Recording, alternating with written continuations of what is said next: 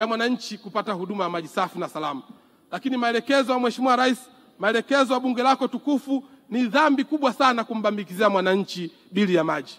Mheshimiwa Spika, maelekezo ya bunge lako na ya Mheshimiwa Rais kwamba Wizara ya Maji sasa tuende kuwekeza katika prepaid meter, kwamba mtu analipa kabla ya kutumia ili kuhakikisha kwamba tunaondokana na malalamiko ambayo hayana ulazima. Hiyo kazi tumeianza na tumeanza katika maeneo mbalimbali.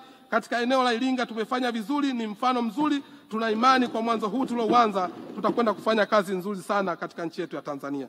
Mheshimiwa Spika, mafanikio mengine ni kuanzishwa kwa consultancy unit inayosaidia ujengo kwa vijana, kujenga uwezo kwa vijana wanaohitimu pamoja na watumishi wa sekta ya maji.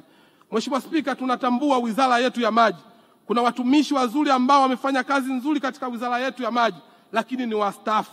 Mheshimiwa Spika, ninaomba kuongea na wastaafu wa sekta yetu ya maji kuwa tunatambua na kuthamini weledi wenu, na hivyo wizara itaendelea kuwatumia kupitia consultancy unit ambayo tuloiweka kuwa katika chuo chetu cha maji.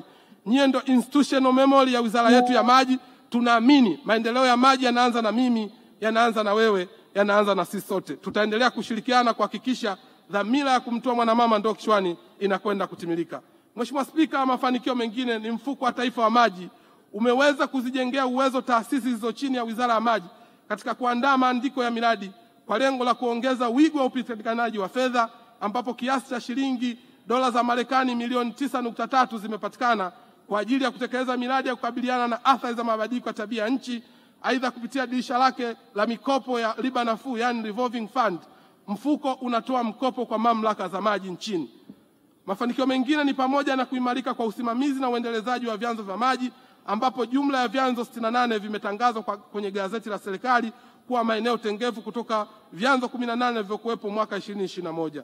Kwa upande wa ubora wa maji, mafanikio ni pamoja na kuimarika kwa kutumia huduma za ubora wa maji kwa kujengwa maabara za Manyara, hivyo kuwa na jumla ya maabara za maji 17.